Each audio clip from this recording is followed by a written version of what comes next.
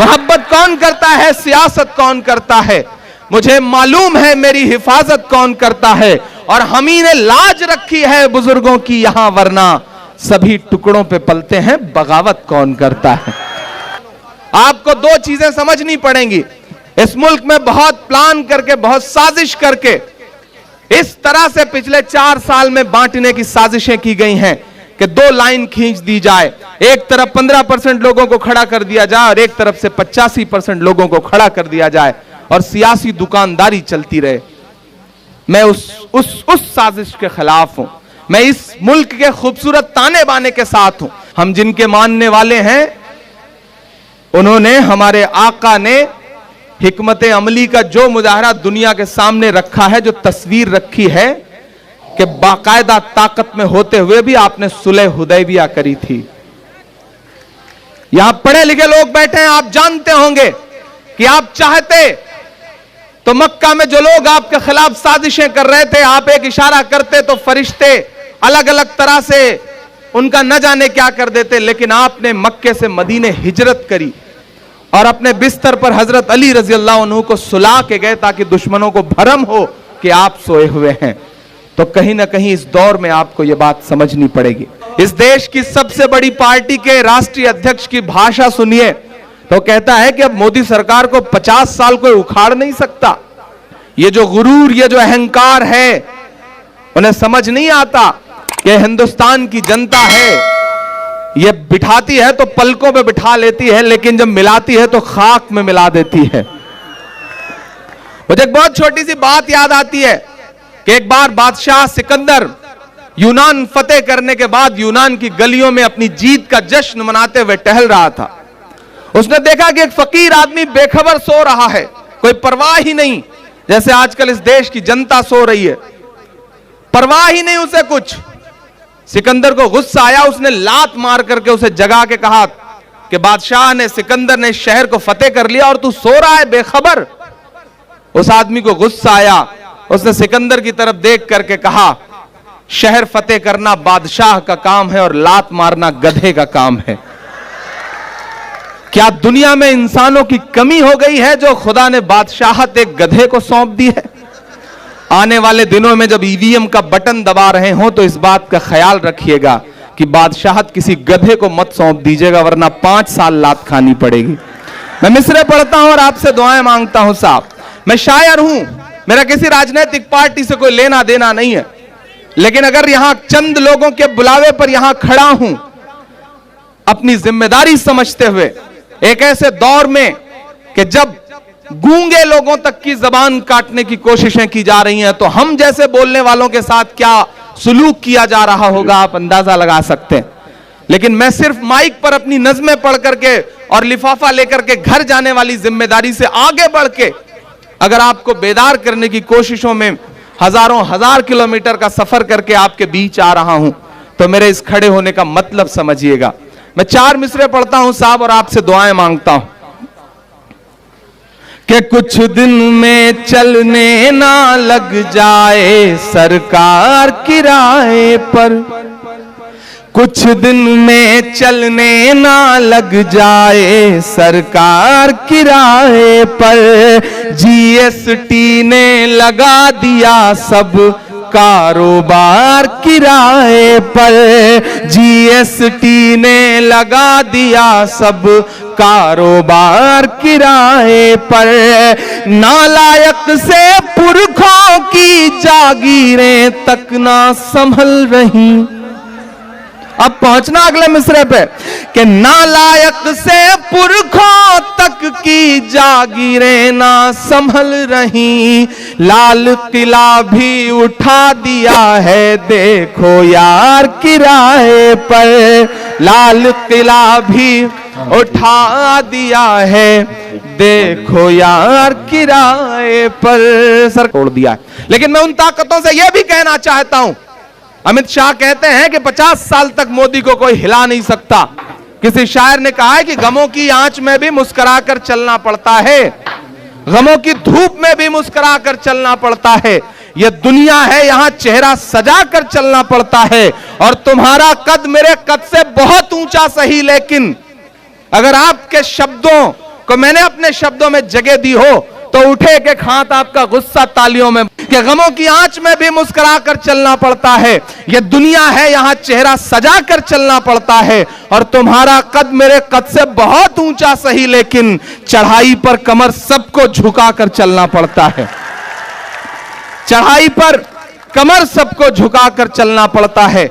ये वो ताकतें हैं जिन्होंने ये सोच लिया है कि वो जो चाहेंगे वो होगा, वो जो तय करेंगे वो आपको खाना पड़ेगा, वो जो तय करेंगे वो आपको पहनना पड़ेगा, वो जो तय करेंगे वो आपको बोलना पड़ेगा। और हद तो यह है कि उन्होंने 4-6 जमूरे छोड़ रखे हैं जो आजकल तय कर रहे हैं कि आपको कितना करना है। वो बताएंगे कि इतने बच्चे पैदा करो, ये करो, वो करो, ऐसे ऐसे जमूरे छोड़ रखे हैं।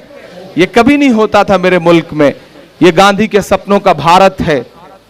ये वो भारत है जिसे मौलाना आजाद से लेकर के पंडित नेहरू से लेकर के उस वक्त के जो बड़े लोग थे, उन्होंने अपने ख्वाबों में जो खाका बनाया था, उस खाके में अपने खून से उस कैनवस में इसका रंग भरा था। आज वो कहीं ना कहीं टूटता हुआ दिख रहा है। राम का मंदिर बनाने वाले लोग नाथू राम का मंदिर बना रहे हैं और लोग चुप हैं। ऐसे दौर में खड़ा होकर के मैं 4 मिसरे पढ़ता हूं साहब, कि नफरत वाली राय बनाना सिखा रहे हैं मोदी जी।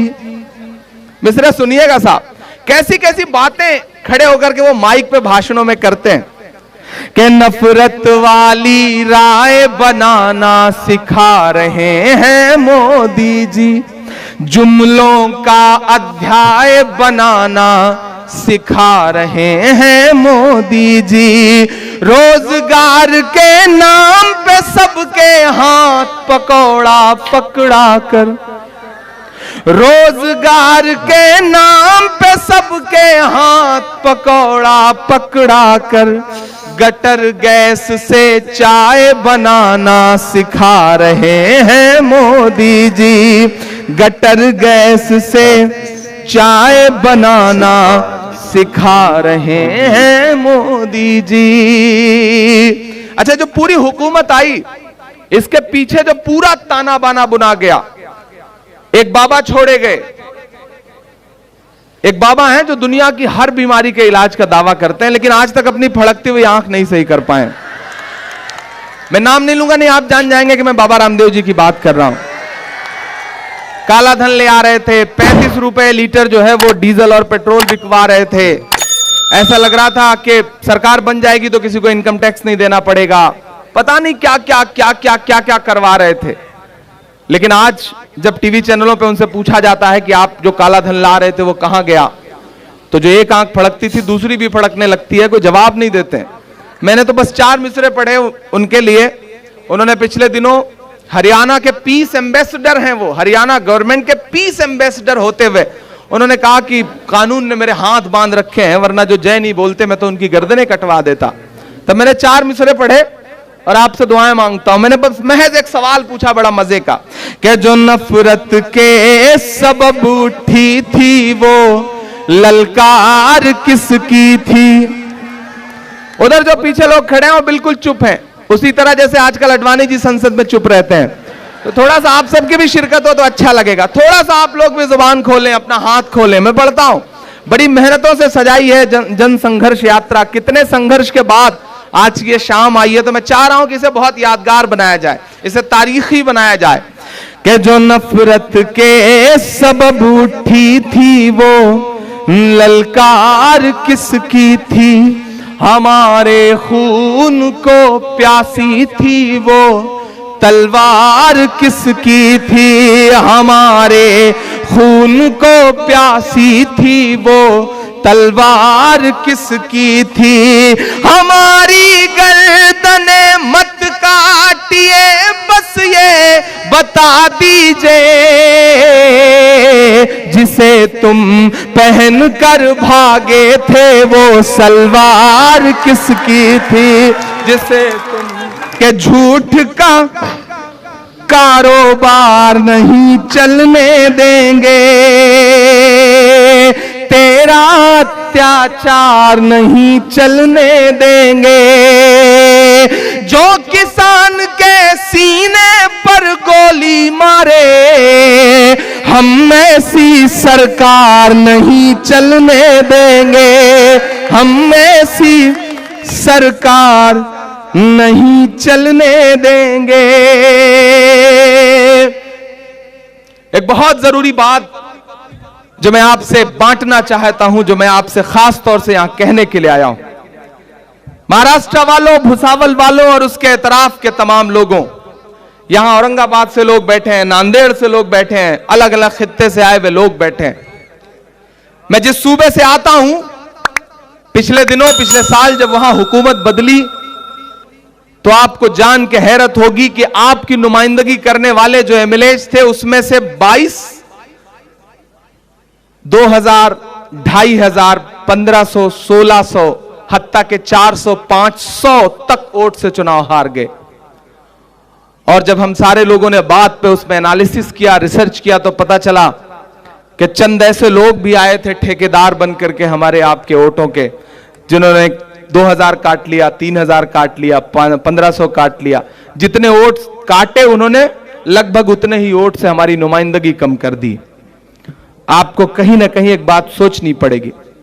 यहां तमाम मजहबों के लोग बैठे हैं, अलग अलग मजहबों के लोग बैठे हैं, और भीड़ में बड़ी तादाद में मुझे सुनने वाला मुसलमानों का एक ऐसा युवा तबका खड़ा है, नौजवान तबका खड़ा है, जो मुझे सुनता है, मुझे प्यार करता है, मेरी नज़्मों के साथ सफर करता है। तमाम बड़े